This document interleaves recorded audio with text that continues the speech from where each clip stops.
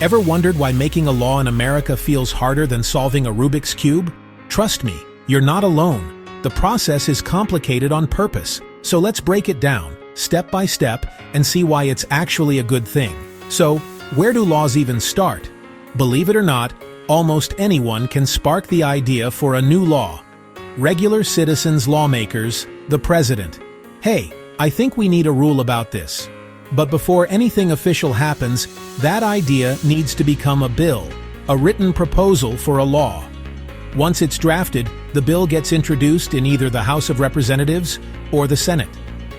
Think of this as the bill's first big public appearance. A member stands up and says, "I'd like everyone to consider this." But the real work? That happens in committees. These are groups of lawmakers who specialize in certain topics, like education, health, defense. They debate, they revise, they sometimes argue for hours. Most bills actually die here, never making it out of committee. But if the bill survives, it's time for the main event: floor debates. On the House or Senate floor, everyone gets a say. Lawmakers argue for and against the bill, suggest changes, and finally, take a vote. If the majority says yes, the bill moves on. If not, it's back to the drawing board. But wait, it's not law yet. The bill has to go through the same process in the other chamber.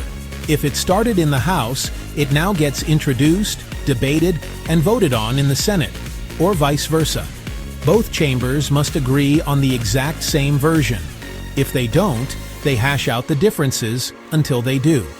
Now, the bill lands on the president's desk. The president can sign it into law or veto it. Basically, say, "Nope, try again."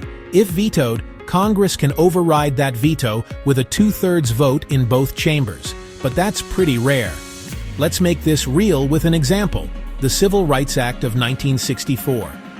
This bill started as an idea to end segregation and discrimination.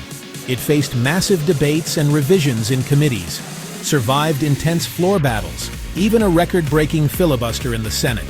Both chambers finally agreed, and President Lyndon B. Johnson signed it into law, changing America forever. So yeah, it's a long, tough journey. But that's by design. This complex process ensures laws aren't rushed or made on a whim. It's democracy in action, messy, slow, but meant to work for everyone. Next time you hear about a new law, remember, it didn't just appear overnight. It survived the ultimate obstacle course, and that's what keeps American democracy ticking.